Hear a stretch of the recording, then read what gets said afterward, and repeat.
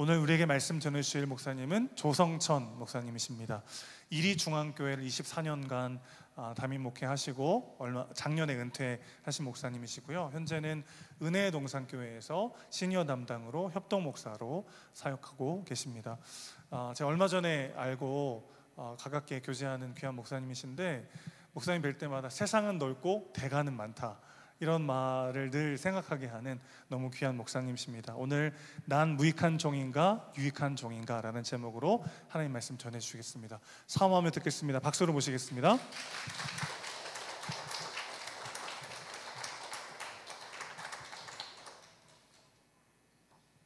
네, 반갑습니다.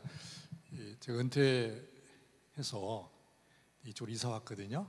이사 와서 봉담에 살고, 이게 이제 이교 목사님 목회하시는 은혜동산교회에서 협동 목사를 시켜주고 또 시니어까지 맡겨주셔서 은퇴 후의 삶을 잘 보내고 있습니다.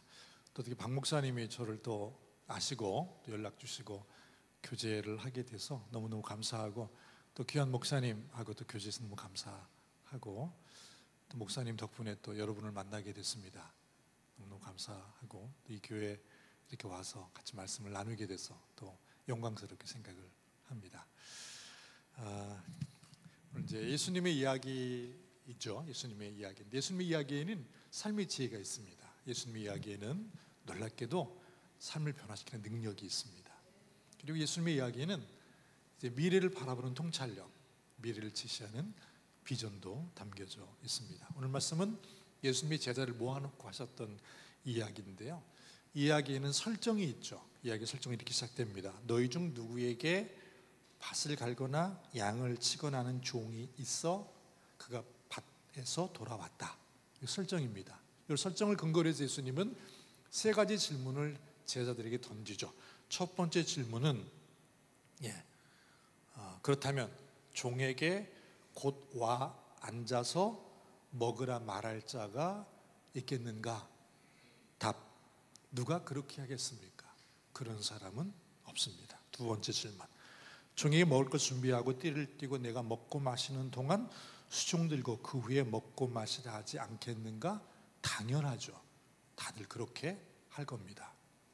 세 번째 질문: 종에게 명한 대로 하였다고 주인이 종에게 감사하겠는가? 아닙니다. 우리 중에 그렇게 할 사람은 아무도 없습니다. 이젠 주님이 설정을 바꾸시는 거예요. 이제는 이야기를 듣는 사람이 종이 되는 설정입니다. 이렇게 설정이 되죠. 이와 같이 너희도 명령받은 것을 다 행한 후에 너희는 주인에게 뭐라 말하겠는가? 답이 이겁니다. 우리는 무익한 종이라. 우리가 하여야 할 일을 한 것뿐이라. 주님은 이 결론을 이끌어내기 위해서 이제 이야기를 꺼내신 거죠.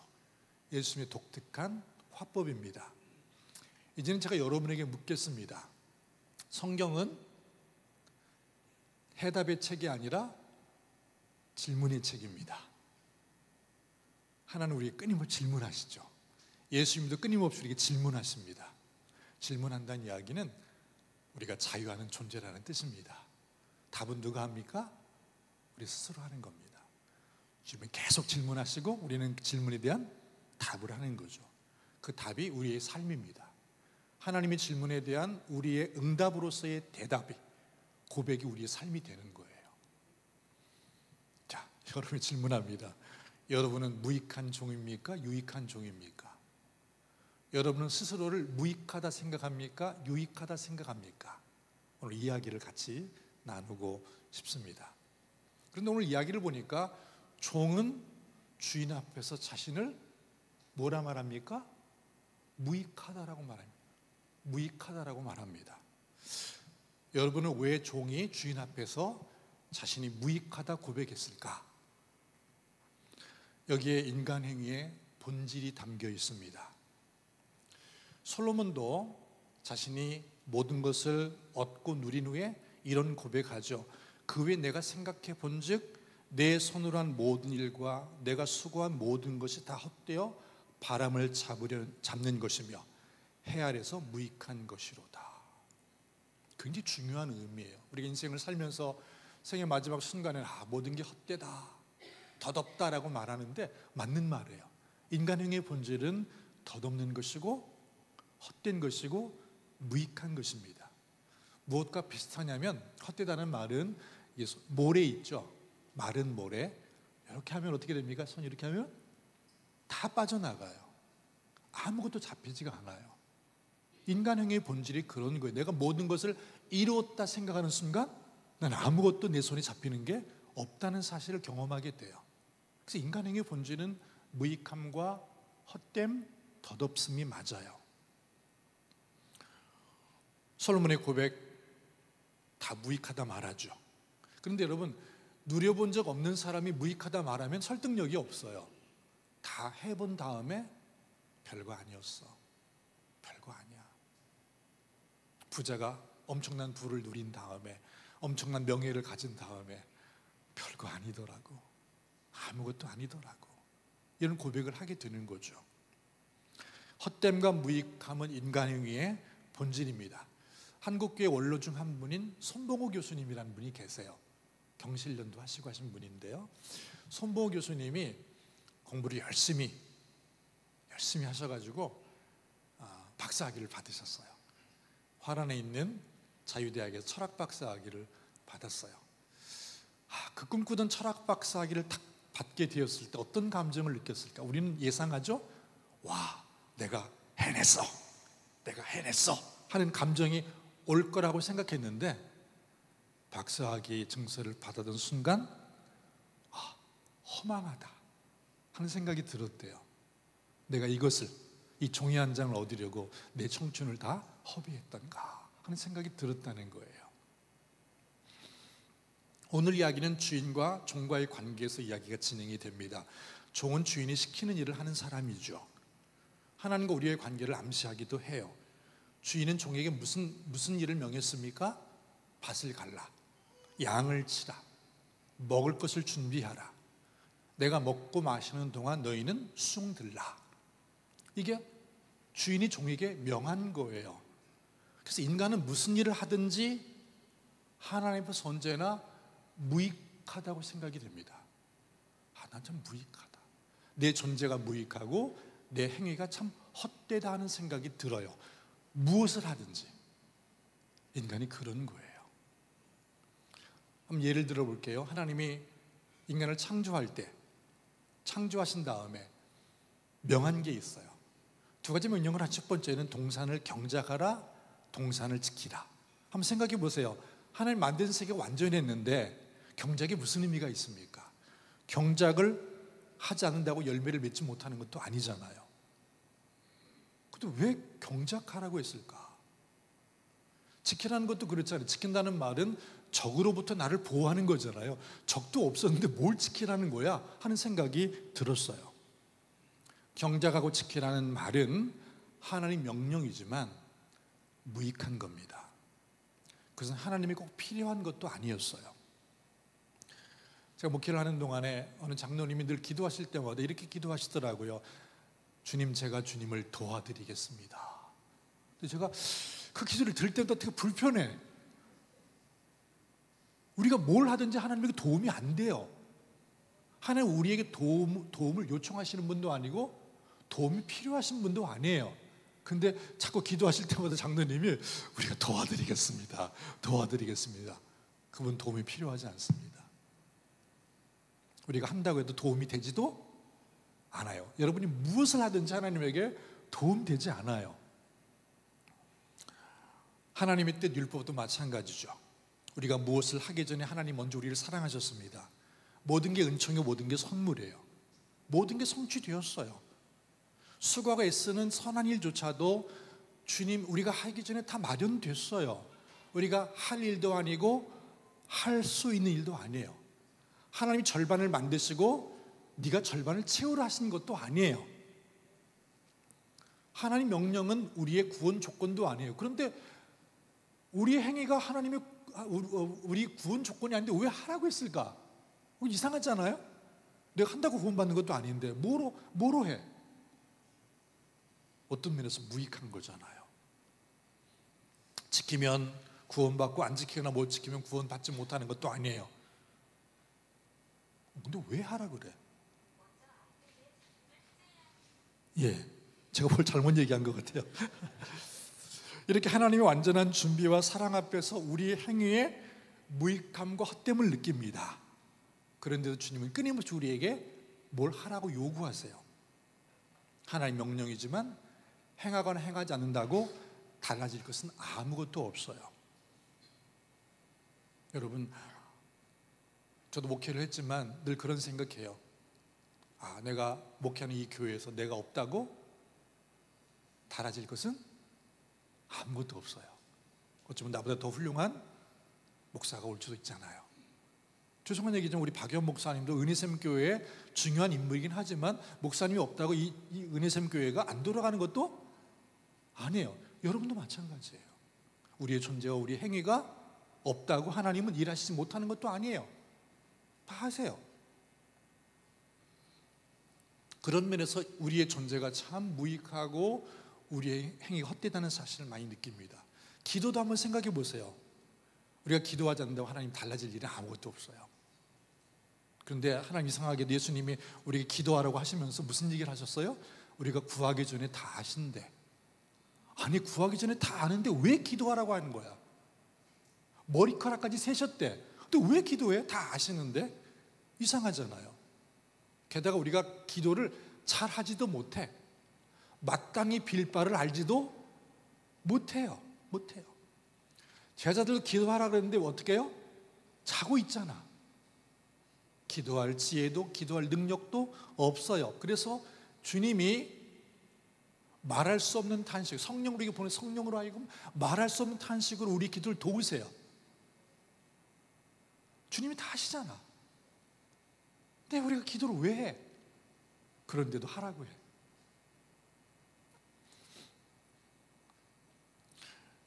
제가 목회하면서 어느 권사님이 기도를 하시는 권사님이에요. 그런데 본인이 자기를 목사님 저는 기도하는 사람입니다. 그래 깜짝 놀랐어요. 뭐 기도하는 사람인 거 맞지만 기도하는 사람이라는 말은 자신이 다른 사람과 다르다는 뜻이잖아요. 굉장히 당황했어요, 제가요. 자신을 특별한 존재로 여기신 거잖아요. 여러분, 기도는 하면 할수록 자신의 기도가 아무것도 아니라는 것을, 기도하는 자신이 얼마나 무익한 것인가, 내가 나도 알지 못하는 기도를 하고 있다는 사실을 많이 경험해요. 아까 그랬잖아요. 주님 다 하시고 머리카락 세시고 성령이 우리 안에서 말할 수 없는 탄식으로 기도하신다잖아요. 그거 다 하시는 거잖아. 기도하면 할수록 그것을 인지하는 거예요. 그러니까 기도를 하면 할수록 내가 뭘 느껴요? 내가 참 아무것도 아니구나, 내 기도가 아무것도 아니구나 하는 사실을 느끼게 돼요. 얼마 전에 저희 외손녀 둘이 베트남에서 잠깐 방학 동안에 왔어요. 그래서 막 이제 이런저런 얘기 하다가 걔네들이 그러더라. 하나는 중3이고 하나는 초등학교 6학년인데 할아버지 할머니 제가요 저희들이 되게 착한 애들이에요 그러더라고. 그래서 뭐라 그랬냐면요, 야 착한 애는 착하다고 말 안 해. 진짜 착한 애는 자기가 착하다고 말하지 않아 라고 이야기를 했습니다. 여러분, 기도의 결과로 우리에게 무엇이 주어지는 게 아니에요. 하나님, 우리가 기도에 응답해야 될 의무가 있는 게 아니세요. 우리는 기도할 뿐이고 응답은 기도의 결과가 아니라 하나님의 선물이에요. 종교는 뭘 가리킵니까? 기성면 감천이라고 해요. 열심히 내가 했더니 그 결과로서 내가 주어졌다는 거잖아요. 그거는 일반 종교의 기도예요. 그럼 기도 열심히 해서 기도의 결과물을 자기가 누리는 거잖아요. 근데 우리 기도는 그런 게 아니에요. 내가 기도했기 때문에 기도의 결과로 내가 얻었구나, 더 많이 할수록 기도의 결과가 많이 주어지는구나. 누구의 몫입니까? 기도가 자기의 몫이 되잖아요. 근데 성경은 절대 그렇게 말하잖아요. 이방 종교의 기도와 기독교의 기도는 완전히 달라요. 내가 기도를 했을 뿐인데 주님이 내게 주신 기도의 응답은 그분의 은총이고 그분의 거저주는 선물이에요. 그걸 안다면 내가 스스로를 내가 기도하는 사람이라 말할 수가 없어요. 기도한 부분에 있어서 내 몫은 거의 보이지 않기 때문에, 내 몫은 거의 보이지 않기 때문에 그런 거예요.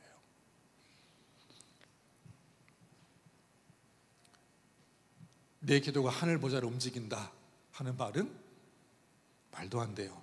우리의 기도는 하나님을 감동시킨다? 여러분, 저 여러분이 어떻게 해서 하나님을 감동하시겠어요? 말도 안 되는 얘기예요. 기도 하나님 명령이지만 기도하면 할수록 나의 무익함을 느껴요. 헌금도 마찬가지예요. 헌금 진짜 하는 사람은 거액의 헌금하면 할수록 뭘 느낍니까? 내가 정말 엄청난 기여를 했구나, 하나님 나라에 엄청난 기여를 했구나, 은혜섬 교회 내가 엄청난 기여했구나라고 생각하지 않아요. 하나님 주신 모든 것, 하나님 내게 은혜로 축복으로 주신 것에 단지 일부를 드렸을 뿐인데, 내가 뭔가, 내가 드린 헌금 행위가 도대체 뭔가 하는 것을 느낄 수밖에 없겠죠. 여러분, 이 모든 무익함을 가장 감명하게 전달한 내용이 오늘 예수님의 이야기예요. 여기 보면 두 가지 요점이 있어요. 첫 번째 요점은 종의 고백, 나는 무익한 종이다.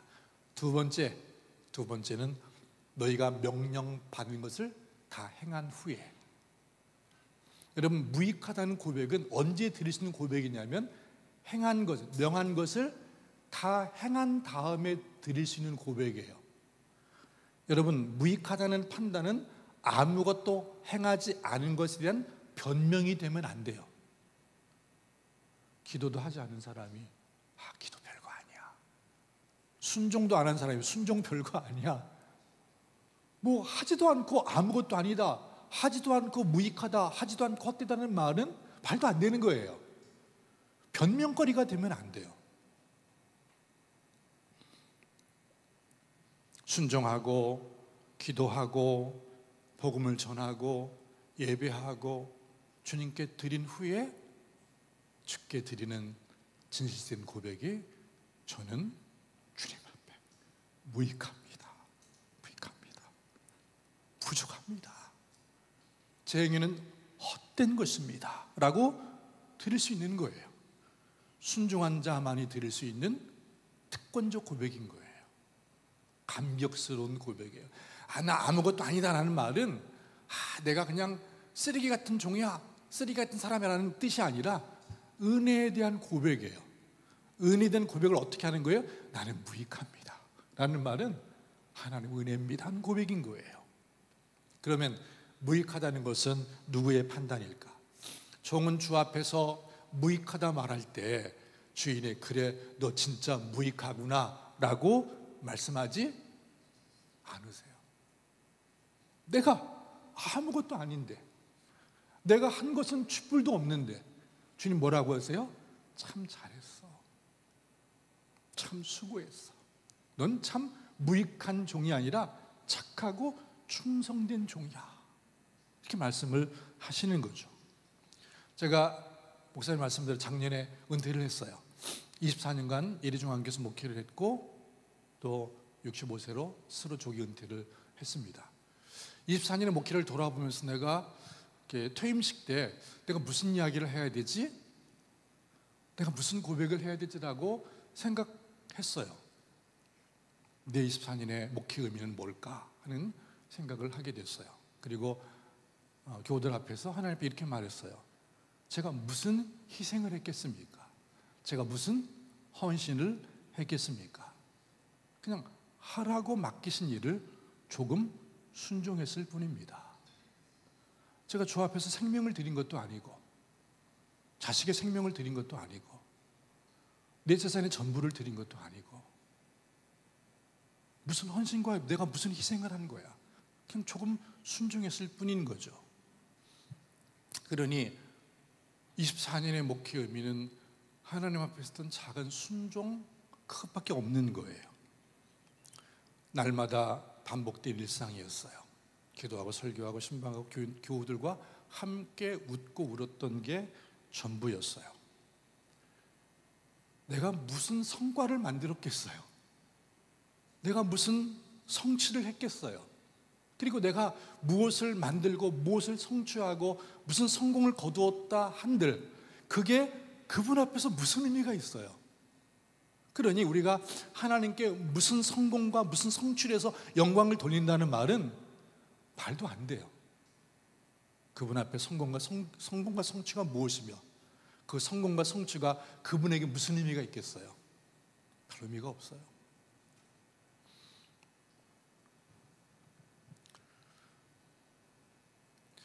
나는 무익하다 고백한 종에게 충성되다 말하시죠. 만약에 내가 이런 일도 하고 저런 일도 했다, 이런 성취도 하고 저런 성취도 했다, 참 내 행위가 참으로 위대하고 성공적이다라고 말한다면 그것은 하나님이 그를 위해 하신 일을 가리게 되는 거죠. 영광을 가리게 되는 거잖아요. 주님 그렇게 생각하실 것 같아요. 내가 다 했는데 지가 다 했대. 영광을 가로채는 거죠. 정말 하나님 입장에서 바라본다면 정말 황당한 일이죠. 아니 무슨 저런 놈이 다 했을까?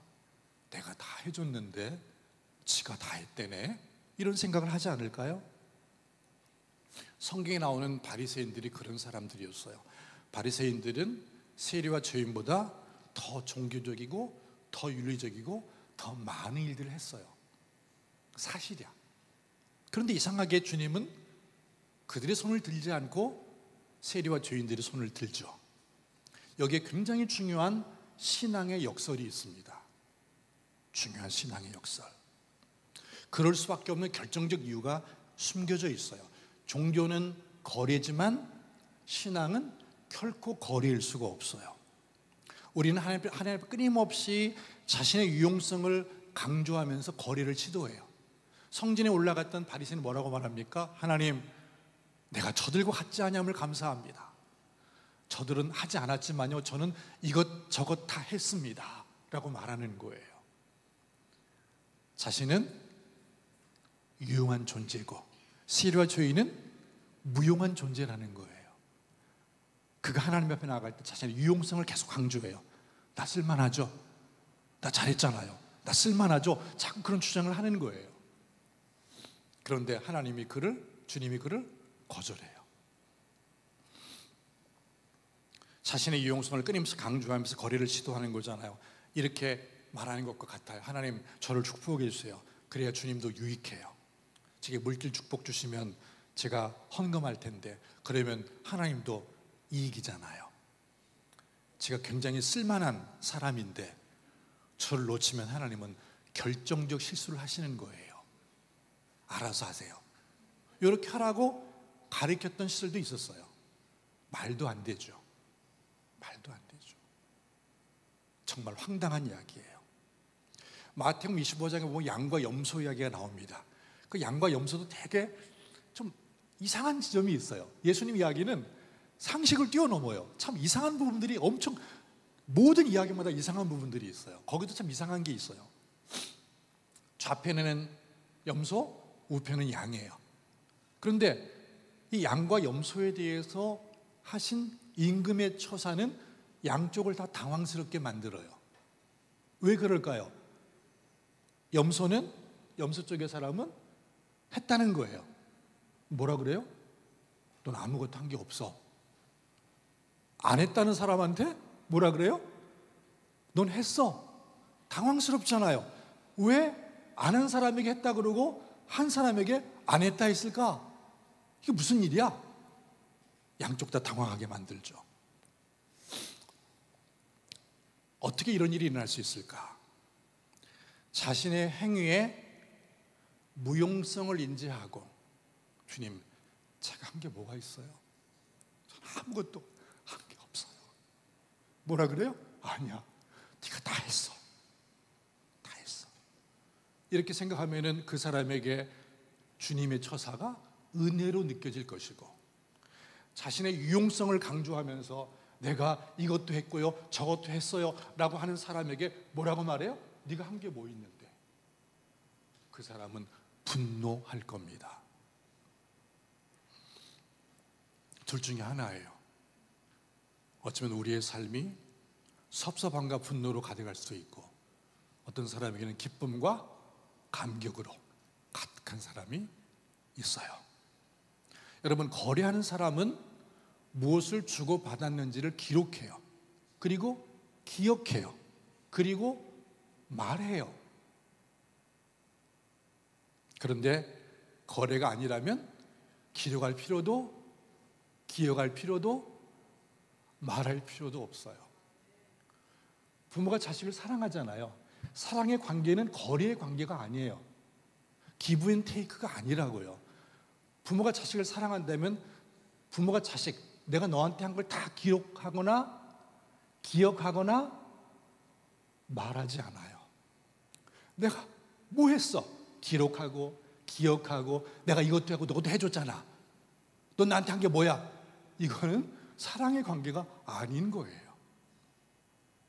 부모는 자녀를 사랑할 때 기록도 하지 않고 기억도 하지 않고 말하지도 않아요. 내가 너를 위해서 뭘 했는데? 라고 말하지도 않아요. 그 사랑의 관계예요. 거래가 아니니까. 부모가 자식과 거래하지 않잖아요. 하나님과 우리의 관계는 사랑의 관계이기 때문에 절대 거래일 수가 없어요. 만약에 거래라면 사랑이 개입될 수도 없고 은혜가 들어설 공간도 없어요. 종교인은 거래력이기 때문에 늘 섭섭하고 분노해요. 신앙인은 거래를 여기지 않기 때문에 늘 은혜에 감사하고 감격해요. 신앙은 이렇게 양분돼요. 종교적 삶을 살든 신앙적 삶을 살든. 한번 우리를 돌아보셔야 돼요. 내가 이렇게 교회 생활을 하면서 내 마음에 섭섭함과 분노가 가득한가, 아니면 기쁨과 은혜가 가득한가를 잘 돌아봐야 돼요. 내가 지금 어느 길을 걷고 있는가를 잘 생각하셔야 돼요. 이 둘 사이에는 건널 수 없는 간격이 있는 거죠. 하나님과 우리의 관계의 핵심을 파악하는 게 매우 중요합니다. 주님은 우리에게 무슨 일을 하라고 명하신 다음에 뒷짐을 지고서 잘하나 보자 라고 말씀하지 않으세요. 먼저 앞서가시고 도와주세요. 기도하라고 하시고 기도를 도와주세요. 성령이 말할 수 없는 탄식을 위해서 기도하세요. 우리는 그 기도에 동참하는 거예요. 주님의 기도에 우리가 숟가락을 얹는 거예요. 주님과 우리와 동역한다는 게 되게 우스워요. 세상에 동업한다는 말이 있죠. 동업하려면 양쪽이 비슷한 레벨이어야 돼요. 한쪽이 돈이 되면 한쪽은 기술을 대다든지 뭔가 좀 서로 하는 역할이 비슷해야지 동업이 되는 거잖아요. 그런데 주님과 우리와의 관계는 그런 관계가 아니세요. 자기가 다 하시는데, 능력도 지혜도 그분만 있으신데 주님 우리에게 손을 내미시죠. 뭐 하라고? 함께 동역하자고. 함께 동역하자고. 우리는 숟가락만 얻는 건데. 여러분 스스로를 대단하다고 생각하시면 안 돼요. 여러분 없어서 하나님 일이 안 되는 게 아니에요. 그런데 주님은 손을 내미시는 거예요. 자기가 다 하시고 우리가 한 것도 별로 없는데 왜 그럴까? 하나님 영광에 함께 동참하기를 기뻐하시는 거예요. 아멘. 그 영광에 동참하기를 원하시는, 그래서 와서 숟가락만 갖고 와 라고 말씀을 하시는 거라고요. 그러니까 우리가 하나님의 일을 한다는 것 자체가, 하나님 일꾼이라는 것 자체가 영광스러운 거예요. 바울도 고백하죠. 무익한 나를 충성되이 여겨 내게 직분을 맡기셨다고. 죄인 중에 괴수인 나를 불러 자녀 삼은 것도 감격인데, 자기 같은 핍박자, 박해자, 폭행자였던 자신을 불러 종으로 부르시고 자신의 사역, 그분의 사역에 동참하게 하신 것은 은혜라고 말해요. 여러분, 왜 인간은 유용성에 집착할까요? 유용성. 나는 쓸만한 사람이다, 갇힌 사람이다라고 생각을 하는 거잖아요. 여러분, 인간에게 최고 유용성이 뭔지 아세요? 돈이에요. 돈. 이거 돈이 되는 거야? 돈이 안 되는 거야? 이거 하면 얼마 준대? 이런 거잖아요. 돈에 따라서 그 사람의 등급이 정해지죠. 연봉을 얼마 받는 사람이야에 따라서 그 사람의 중요도가 결정이 되는 거예요. 그런데 여러분, 주님 우리에게 맡겨준 일은 다 돈이 안 되는 거예요. 주님 우리에게 맡겨준 것은 돈이 다 안 되는 거예요. 아니, 돈이 들어, 돈이. 그래서 이렇게 말하죠. 야, 너는 돈도 안 되는 거 왜 이러냐? 돈도 안 되는 거 왜 그러냐? 여러분, 공부하는 아이에게는 주일에 학원 가야지 여기 오면 안 돼요. 학원 가서 공부하는 게 훨씬 유익해요. 여러분, 여기 앉아있지 말고 나가서 조금 더 일하셔야지 돈을 더 버는 거잖아요. 그 왜 쓸데없는 짓을 하는지 모르겠어. 뭐 그런 거예요. 주님의 일은 돈 되는 일도 여러분 경력에 도움이 되는 것도 아니고 아무짝에도 쓸모가 없어요. 항상 주님 우리에게 시키는 일들은 그런 일들이에요. 그런 일들. 그래서 시편 기자의 고백이 있죠. 뭐예요? 악인의 장막의 거함보다 성전 문지기, 성전 문지기가 좋다는 거예요. 좋다. 성전 문지기가 뭐예요? 쓸모없는 일이잖아요. 그런데 악인의 장막에 거하여 호화를 누리는 것보다 성전 문지기를 하는 게 자기는 감격이라는 거예요. 여러분, 사람들은 경력이 단절되면 스스로 무익하다고 말해요. 경단요? 애 키우느라고 경력이 단절되면 자신이 무익한 존재라고 생각해서 되게 막 두려움을 느끼기도 하죠. 남보다 더 뛰어난 사람이 돼야 하고 다른 기관보다 더 나은 기관이 돼야 되고 다른 교회보다는 더 큰 교회가 되고 싶어 하잖아요. 유용하지 않은 일은 힘쓸 필요가 없다고 생각되기도 하잖아요. 세상 그래서 제일 큰 것, 제일 강한 것, 제일 효과적인 것, 제일 돈이 되는 것을 붙잡아요. 세계 인류, 세계 초인류 뭐 그런 거잖아요. 이 일의 유용성과 결과의 중요성에 붙잡혀 삽니다. 유용한 것이 중요하다는 공식이 지배해요.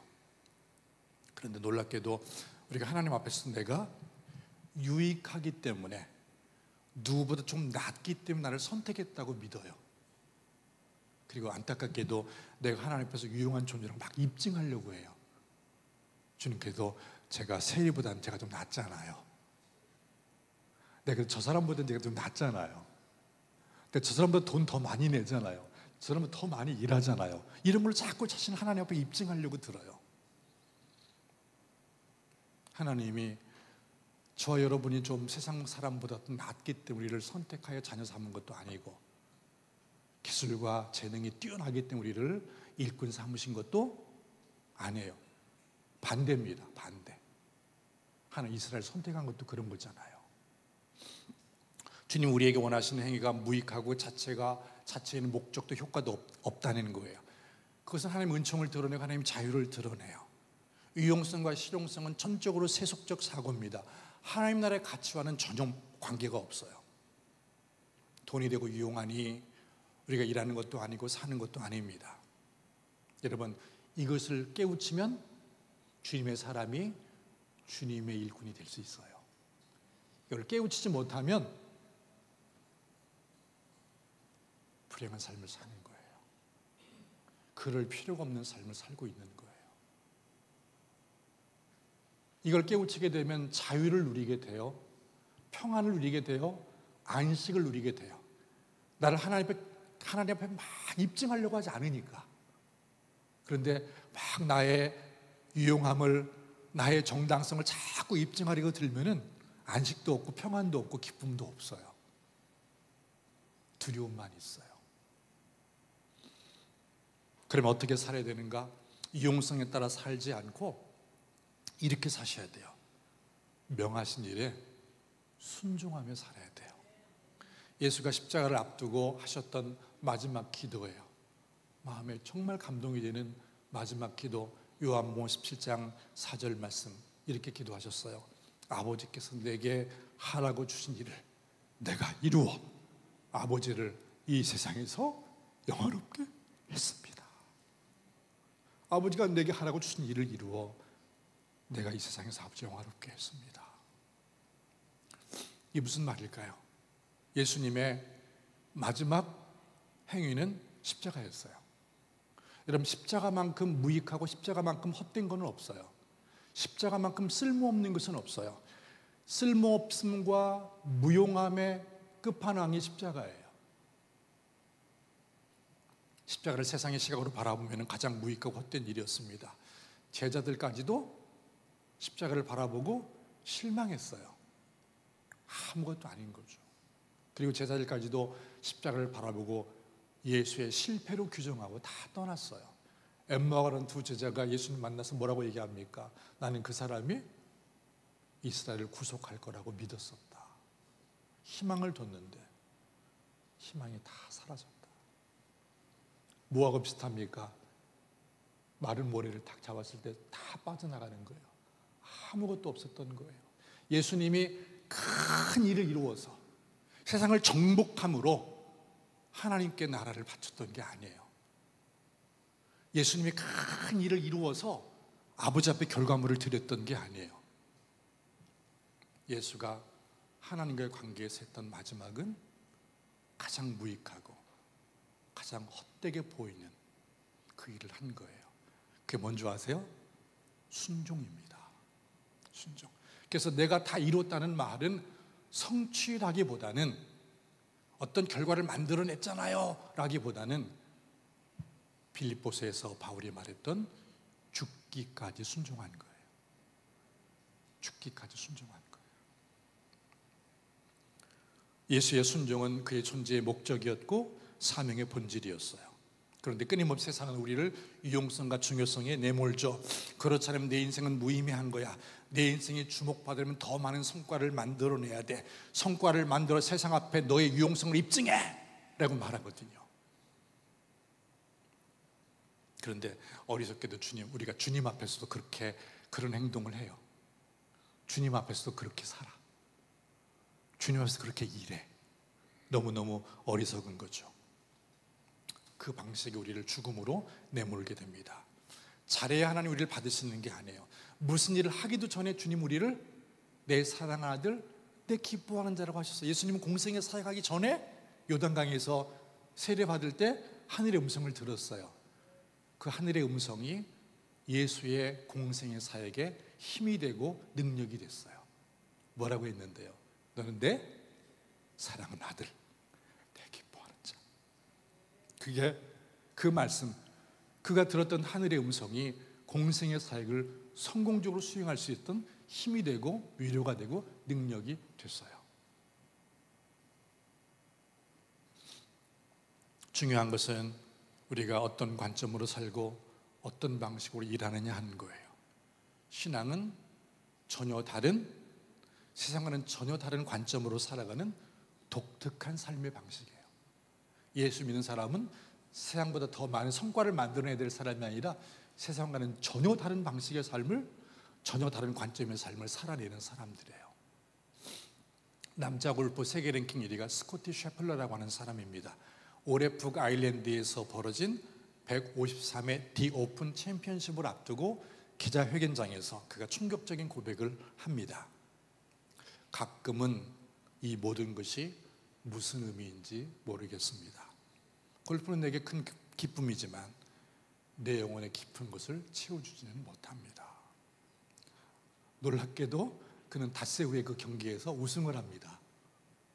그는 2022년 마스터스 대회에도 우승을 했는데요. 그때도 이런 얘기를 했어요. 나의 정체성은 골프의 성적이 아닙니다. 나는 단지 하나님을 영화롭게 하기 위해 존재합니다. 여러분, 성공을 이루어서 자신의 존재감을 느끼는 게 아니에요. 여러분, 무엇을 이루어도 어떤 일을 해낸다 할지라도 여러분 진정한 존재의 의미를 느끼는 게 아니에요. 내가 하나님 앞에서 순종의 삶을 살아낼 때 내 존재의 깊은 의미를 느끼게 됩니다. 바울의 고백 우리가 잘 알고 있죠. 내가 나의 나된 것은 하나님 은혜로 된 것이니 내게 주신 은혜가 헛되지 아니하여 내가 모든 더 많이 수고했지만 내가 한 것이 아니라 오직 나와 함께 하신 하나님의 은혜다. 그는 정말 누구보다 순종했어요. 누구보다 일 더 많이 한 거 맞아요. 그런데 그가 내가 더 많이 했잖아, 더 많이 이루었잖아 라는 말이 아니라 자신이 일하면 일할수록, 수고하면 수고할수록 하나님 은혜를 느낍니다 하는 고백이에요. 일하면 일할수록, 수고하고 헌신하면 헌신할수록 나는 참 무익한 존재이고 내 행위는 헛된 것이고, 다르게 말하면 하나님의 은혜를 봅니다, 주님의 영광을 바라봅니다 하는 고백입니다. 여러분, 그렇습니다. 내가 한 거라고 생각했는데 내가 한 거는 쥐뿔도 없네요. 다 하나님이 하신 거네요. 고백해요. 순종하면 순종할수록 내가 보이지 않고 하나님이 보입니다. 은혜를 경험하면 경험할수록 내가 얼마나 하나님 앞에 무익한 종인지, 내가 얼마나 하나님 앞에 칭송받을 수 없는 존재인지를 내가 느낄 수밖에 없었습니다 하는 고백입니다. 주의 크신 은혜가 얼마나 우리의 삶을 애워싸는지, 이게 인생의 본질이고 하나님 일하시는 방식입니다. 내 인생과 사역에 충만한 하나님의 은혜입니다. 오늘 이야기로 돌아가 보죠. 이야기에서는 주인이 밭에서 일하고 양치고 돌아온 종에게 수고했다고 하지도 않았습니다. 돌아오자마자 쉼도 주지 않고 밥 차리라고 합니다. 그리고 주인의 식탁에 참여하지도 못하고 수종들라고 합니다. 다 먹은 후에는 너희끼리 알아서 먹으라고 합니다. 이게 현실 상황입니다. 상식적인 이야기죠.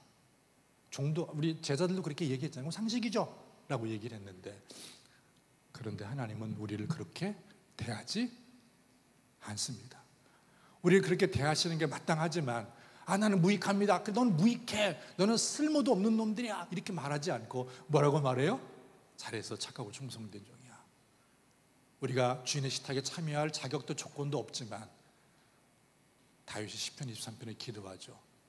원수의 목전에서 내게 상을 베푸시고, 원수의 목전에서 내게 상을 베푸시고, 상을 차려주시고 식탁을 함께 하시는, 그래서 다시 고백하죠. 내 잔이 넘칩니다. 그렇죠. 주님이 나에게 대하시는 것이 너무 과분합니다. 너무 과분합니다. 오늘 이야기처럼 수고했다고도 할 필요도 없는 것이고, 같이 밥 먹을 수도 없는 것이고, 나가 먹어야 되는 게 정상인데 밥까지 차려주시고 그 밥에 겸상을 하시는, 그것도 원수의 목전에서 과분한 대우를 받은 거죠. 주님의 그 과분한 대우가 은혜입니다. 여러분이 얼마나 많이 일했는가 적게 일했는가 중요하지 않습니다. 더 중요한 게 있습니다. 우리의 인생에는, 우리의 사역에는 은혜의 방식, 은혜의 원리가 작동하는가 작동하지 않는가, 내 삶에서, 내 사역에서 주님이 보이는가 보이지 않는가, 은혜가 경험되는가 경험되지 않는가가 훨씬 더 중요합니다. 종교인의 삶을 사신다면 섭섭함과 분노로 가득한 삶을 사시겠지만, 신앙인의 삶을 사신다면 늘 기뻐하고 평안하고 안식하고 감격이 넘치는 삶을 살게 될 겁니다. 여러분, 어느 편에 속하십니까? 지금 여러분은 어느 길을 걷고 있습니까? 신앙인의 길을 걷고 있습니까? 종교인의 길을 걷고 있습니까? 한번 스스로 돌아보시는, 주님의 질문에 스스로 답하시는 그런 여러분 되길 바랍니다. 그 질문에 대한 답이 여러분의 삶이고 여러분의 신앙이고 여러분의 사역이 될 겁니다. 은혜와 사랑을 감사드립니다. 오늘도 주의 귀한 말씀으로 권면해 주시고 축복해 주셔서 참 감사합니다. 우리는 주님 앞에서 자신의 유용성을 입증하려고 하며 자신의 정당성을 입증하려고 합리화할 때가 많았음을 고백합니다. 하나님 은혜가 작동하는 삶 살게 도와주시고, 늘 주의 은혜 앞에서 나는 무익하고 내 행위는 헛되다 고백하는 삶을 살아내는 믿음의 사람 되게 도와주옵소서. 은혜의 샘 교회를 축복해 주셔서 더 은혜가 샘솟듯 넘쳐나는 아름다운 역사가 있게 도와주옵소서. 예수님의 이름으로 기도합니다. 아멘.